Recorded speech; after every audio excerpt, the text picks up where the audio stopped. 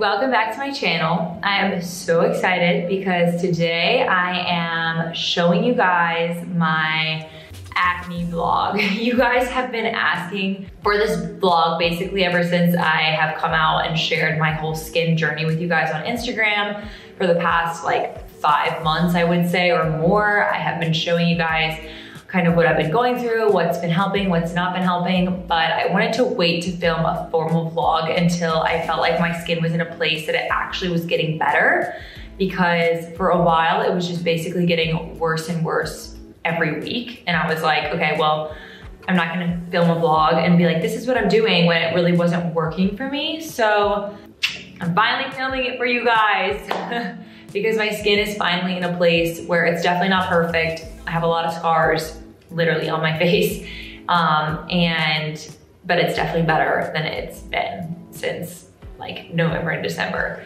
My worst months were probably actually more like October, November, and December were probably the worst months for me.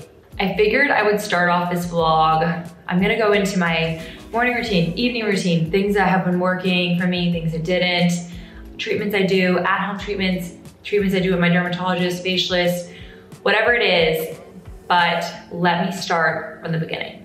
Growing up, I actually had not bad skin. At the time, I thought that I had bad breakouts. Like every teenager was like, I'd have one pimple and I was like, oh my God, it's the end of the world.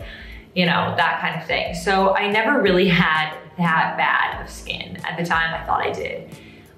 When I was 15, I think I was 15, since I was suffering from hormonal acne, my dermatologist recommended that I go on, first they tried Solodine, that's what it's called. First they tried Solodine, which is like an acne medication. It didn't help at all.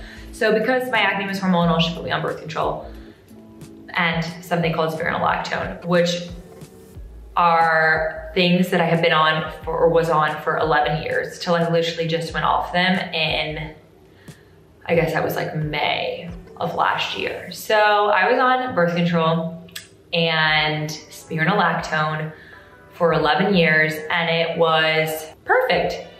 It literally worked perfectly for me. Like my skin was like glass. I literally had no pores, no breakouts. Like it was kind of crazy how awesome my skin was.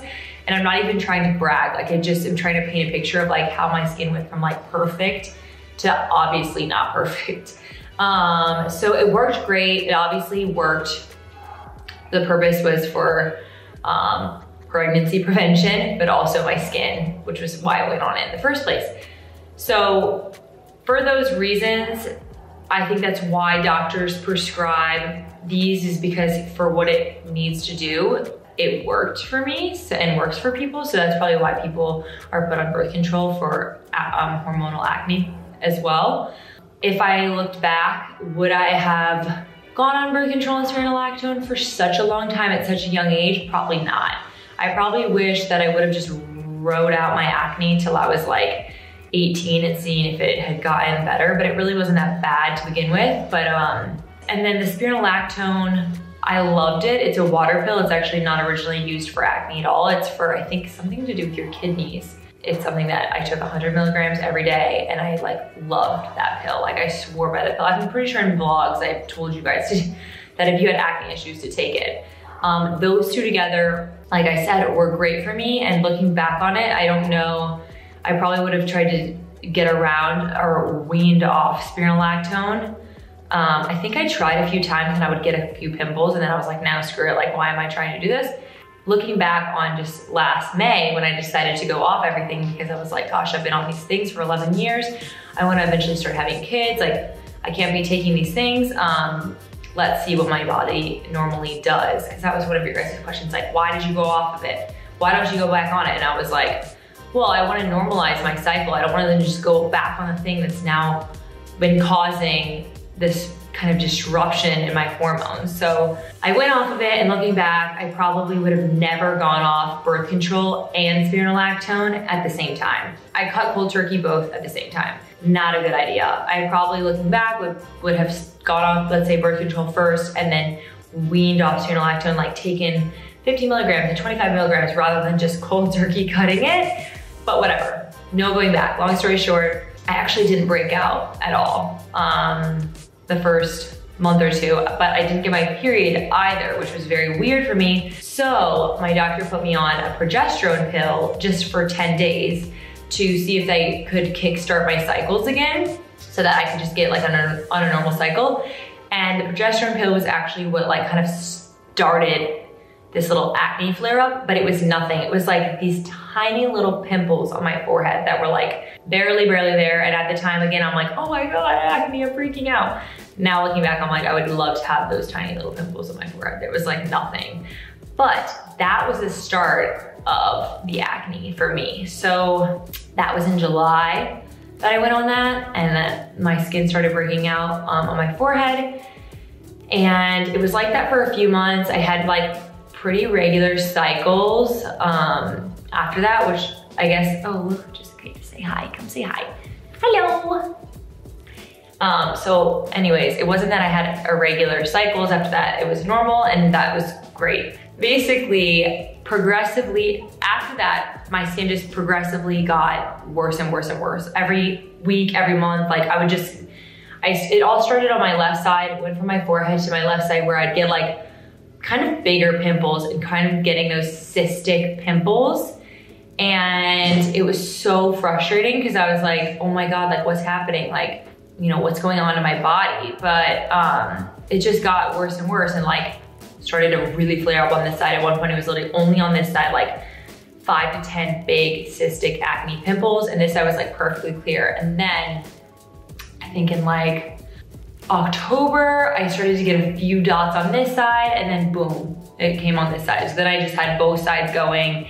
And like I said, every week was just worse and worse. I would think it was the end of the world, and then I would look at a picture from 2 weeks ago and I'd be like, that looked great. Like it's so frustrating dealing with acne. It really consumes you. Like I would look in the mirror and I would just want to cry. Like it's just so upsetting. So Winston. So for anyone out there struggling, I get you 120%. Like it is so frustrating. And if you don't struggle with it, you're like, what's wrong? Like, it's just a bunch of pimples. Like, who cares? You know, no one sees it, but that's not how you feel when you're in it at all. Trust me, I know. This is something that we all deal with. Maybe not all of us, but a lot of people deal with, because I've seen the amount of DMs and people writing in like, try this, try that, try this. So many people writing in like, try Accutane. I didn't want to go the route of like harsh chemicals and drugs. Like I could have easily probably gone back on birth control or spironolactone or done, I guess, Accutane, but I didn't want to go that route. Like I wanted to go a natural route and let my body do its thing. Like I wanted my hormones to normalize. I wanted to like cleanse myself from the inside out.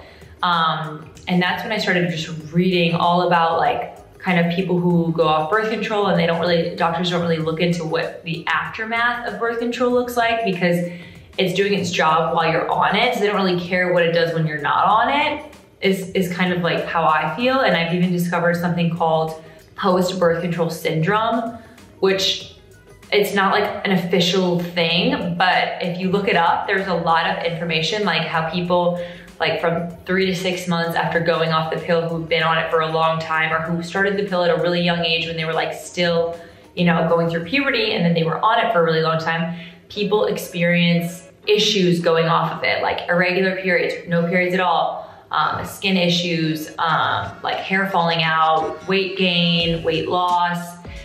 There are so many things that happen or can happen. So, and cystic acne was definitely one of the biggest ones. I actually was diagnosed by my gynecologist with a mild form of PCOS. I wasn't like a typical candidate for PCOS. I guess there's certain things that people look out for, but they were saying that the acne was definitely one of them. And they looked at like my ovaries and all that stuff, whatever. Not getting into that, but she did say I had probably a mild form of PCOS. Again, great information, but like, what do I do with that? And so through lots of trials and tribulations and doctor's visits and dermatologist opinions and people's opinions and like so much research, I finally feel like I'm in a place where my skin is getting better and I am happy with my skin and my routines, and I'm happy with the direction that I'm heading in. Is my skin perfect? No. Right now I have makeup. I'm gonna show you this morning, my morning routine, you'll see me with no makeup, and it's not pretty. It's not like, woo, she looks amazing. It's perfect. It's not, it's far from that. But if you saw it 4 months ago, you'd be like, wow, it is looking much better. But I'm finally in a place where I feel like I have some supplements, some products, some routines, some things that I think are helping me. Every body in person is different. Everyone's journey is different. People write in like, celery juice worked for me, or this worked for me, or this product is the holy grail. Like, and trust me, I've tried it all. I've tried every product under the moon, everything that you can think of. I have tried. So yeah, this is just what's worked for me. I don't want somebody out there who's struggling with acne to watch this video and be like, perfect, I'll do exactly what she does and now my skin's gonna be good, because it might not. And it probably won't, because everybody has to find their own thing that works for them.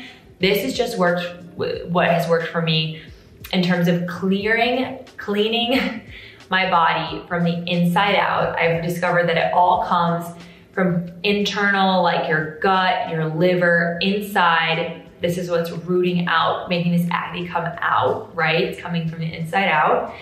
And it's just what has worked for me. And I wanted to do it in a natural, healthy way without just pumping myself with Accutane or some really, really strong medication to like kind of block the acne issue. So yeah, that's it. That's the whole spiel. This is what I've been going through for the past, I guess it's been like 8 months or something, 9 months now, but it's been a long time. And I'm really excited I can finally do this vlog for you guys. And let's dive right in. I'm gonna rewind you to a few hours ago this morning and show you my morning routine and all my tips and tricks. So let's do it. Okay guys, so starting with my morning routine, obviously the first thing I do when I wake up, I have stuck to this routine for the past couple months and it seems to be working. So first things first, I tie my hair up. Get your hair out of your face. Cool. Okay, and the first thing I always do is I wash my face. The cleanser that I've been using in the morning is the sodium sulfacetamide and sulfur cleanser. It is a cleanser that I got from my dermatologist, so it is prescribed to you. You cannot buy this over the counter. My evening cleansers, I will show you, are not prescribed, so that's something that you can buy over the counter. But I was dealing with really, and still am dealing with really oily skin. I have oily skin in general. I am only using this once a day though in the mornings, because when I was using it day and night, it was actually drying out my skin too much, and you don't want it to go too dry. So you don't want it too oily, but you also don't want it too dry. So this is the cleanser that I'm starting out with. Ask your dermatologist. I'm sure they can prescribe it to you, but if you have dry skin, probably not the cleanser for you. So I start off by washing my face, just wet it, and then it's not very sudsy at all. It's just kind of like creamy. I'll also give you guys a little close-up of what my skin is currently looking like right now. So I try to put it only on the problem areas, because again, when I was doing it kind of all over my face, I was drying out like areas that I didn't need to be dry. So yeah, I really only put it like where I really need it. So step 1, cleanser. Pat dry your face gently. So my skin is actually looking worse now than it did like 2 weeks ago. It was looking really good 2 weeks ago. But it tends to flare up depending on where I am in my cycle and whatnot. So 2 weeks ago, I literally had like no active cysts. And then now I've gotten quite a few. So this is kind of what it's looking like right now. As you can see, I have this one that it's not like active. It's actually been there for like a week, but it's kind of like just left over. I get a few like kind of around my nose lately. And then there's like these 2 little guys here that are more active. And then there's just like a couple little spots on my forehead, but I've been just mainly seeing all my acne right here. And the rest of the little spots that you see around the cysts are actually scarring, which has been kind of the most annoying part, because 2 weeks ago when I had like no active cysts, it still like looked terrible because it was just scarred. So a couple things that I've been doing with that is a V-beam laser. Every few weeks I go into my dermatologist. It's not painful, they don't numb me. It's literally just targets redness, so it'll kind of zap scars. You can do it over active pimples as well, and you can even do it as preventative. So that's really good. It's called the V-beam laser. And then the other thing that I've been doing, which you can only do if you have no active breakouts, which I've only been able to do once so far, because like, as I mentioned, there was like a few good weeks that I had where there was literally nothing active. I was able to do microneedling, and I had a lot of mixed reviews from people on microneedling. Some people were obsessed and like recommended it, and then some people were like, this was the worst thing ever, it made me break out even worse. For me, if you have no active pimples and you're going to a really great facialist, because that's not at my dermatologist, that's my facialist, I saw the craziest difference, which I'll post a picture here, my one picture from it's like the morning of, right after the session, and then like the next morning, which it even got better like a few days after that. Just like the scarring, it helped with scarring crazy amounts. And I would love to do it again, but unfortunately they can't do it while you are still breaking out. So those are the things that have helped with the scarring and just like procedures, I guess, or whatever you could say that I get done. I also get facials. I try to do at least once a month just to get everything cleansed out. Okay, let's just continue my routine. So next up is toner. Toner was something that I wasn't really like obsessed with doing before. In the mornings, I use this Face Reality Calming Facial Toner. And I just put a little bit on an organic cotton pad, and I just tone your face, which gets like the pH back to the natural pH in your skin, which is really important. And then next up, I just chapstick, which has nothing to do with skincare, but that's just in my routine. After I kind of let that dry, the toner, I go in with another prescribed thing that I've been using religiously. It's called clindamycin. Is it focused? Yeah. I use it day and night. It is actually very safe. You can even use it actually when you are like pregnant. There's no harsh like chemicals. I mean, it is chemicals, but I don't know. It's pretty safe. So she said that I can use this a lot. So I use it day and night. You can get a cream one, but because I was so oily, I went with this one. Then I go in with my eye lotion. While that kind of dries, I'm using the multivitamin eye cream by Drunk Elephant. Again, I'm not struggling with any breakouts around here, so I just stuck to my normal eye cream routine. The next step is serum. So for a while, I actually went and just did nothing besides cleanser, toner, clindamycin, and moisturizer. But since my skin has gotten a little bit better, I've introduced this Barbara clarifying serum. So this is part of her clarifying line. As you can see, I have barely any left. But it is for like acne prone skin. So she's got clarifying toners, face washes, creams, things that aren't supposed to make you break out. So I use this serum because again, you don't want your skin to be oily, but you also don't want it to be super dried out because that's also not good. So I kind of just press that into my skin, my neck. And you wanna like let things dry for like a few seconds in between. You don't wanna just like layer on a bunch of products really quickly. The last step in my skincare routine for the mornings is moisturizer. And I am using the Elta MD UV Clear Broad Spectrum Moisturizer. It's oil free, was recommended by my dermatologist, but you can buy this like on Amazon or wherever. And it has SPF 46 in it, which is very important, especially now that I have these scars on my face. I was not like a huge SPF wearer on the day-to-day before, but if you don't put SPF on scars, they're gonna be there forever. So put that on, and that's my final step in my skincare routine. Spot treatments. I have two that I love. One is the Rapid Relief Murad Acne Spot Treatment. So what I've been doing in the mornings is I put it on anywhere that is kind of like an active breakout. And then I let that dry. And usually I will just go to work like this because I wear a mask all day and I don't wear any makeup, because I do not recommend wearing lots and lots of makeup when you're struggling with your skin. I know that sometimes I have to cover it, so if you cannot wear makeup, don't. And then the other product that I've been loving is after that Murad spot treatment dries, I use this Barbasturm clarifying spot treatment, the number 2. It is the tinted one. I love this because it's a spot treatment that's tinted. So if you want like a little bit of coverage on your pimples with also not like caking makeup over it, then this is perfect. So I just put a little on my finger. It's kind of what it looks like. And you can just dab it, see, over those breakouts to kind of help neutralize the redness.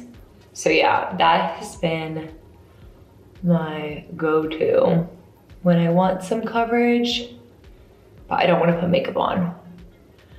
When I was away for New Year's, like in the Bahamas, which you're on the beach in the ocean, you don't want to be wearing like makeup, but I also just didn't want to have like my acne just out and about all day. I just use this all the time because it just added that extra little coverage where I didn't feel like there was these like big raw active cysts on my face. Just gave you a little bit more confidence. So these actually down here are just scarring, but you get the picture. So it's not like I could keep layering and layering this on for a fuller coverage, but I'm actually gonna show you guys like a quick kind of makeup routine per se that you guys can do to help cover your acne.